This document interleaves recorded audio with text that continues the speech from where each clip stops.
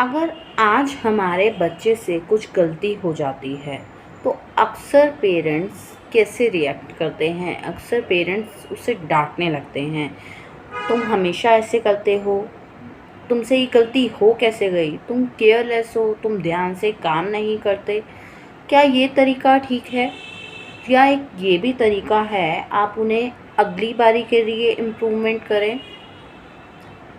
अब गलती हो गई, कुछ नहीं होता, इसका तो कुछ हो नहीं सकता।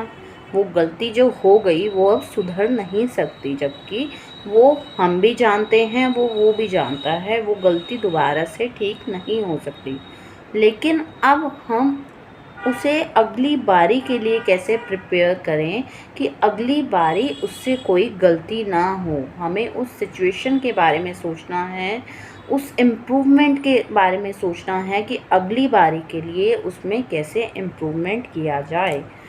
उसे इसके लिए समझाने की बजाय हम वो जो पुरानी उसने गलती की है उसी पर ही उसे डांटने लगते हैं, कोसने लगते हैं। फिर अगली बारी वो बच्चा इतना डिप्रेस्ड हो जाता है और हमेशा के लिए अपने दिमाग पे ये थॉट बिठा लेता है कि हाँ, मुझसे तो ये हमेशा ही गलत होता है, ये काम मुझसे तो कभी होता ही नहीं है। ऐसा एज अ पेरेंट्स आप अपने बच्चे के मन में ये थॉट बिठा रहे हैं कि आपके बच्चे में ये जो कमी है, ये जो गलती हुई है, ये उसमें परमानेंट है, ये वो हमेशा ही काम करेगा और उससे गलत ही होगा। आप उसके मन में ये डर बिठा देते हैं।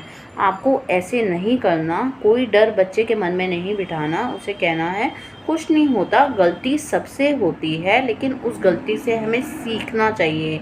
नेक्स्ट टाइम हमें ये गलती नहीं करनी है, इसे इम्प्रूव करना है अगली बारी के लिए, और ध्यान से करना है, तो वो बच्चा बेटर समझ पाएगा। और हम कई बारी तो पेरेंट्स बच्चों को डांटते हैं, मारते हैं, तो इससे हम बच्चों को क्या सिखा रहे हैं, आगे के लिए क्या संस्कार दे रहे हैं। जब भी कोई तुम्हारे आगे कोई गलती करे तो उसे एक थप्पड़ दो या डांटो। ये संस्कार हम अपने बच्चों में शुरू से डाल देते हैं। राधे राधे दोस्तों, मेरी ऐसी और वीडियोज़ के लिए मेरे चैनल को सब्सक्राइब कीजिए, वीडियो को लाइक कीजिए।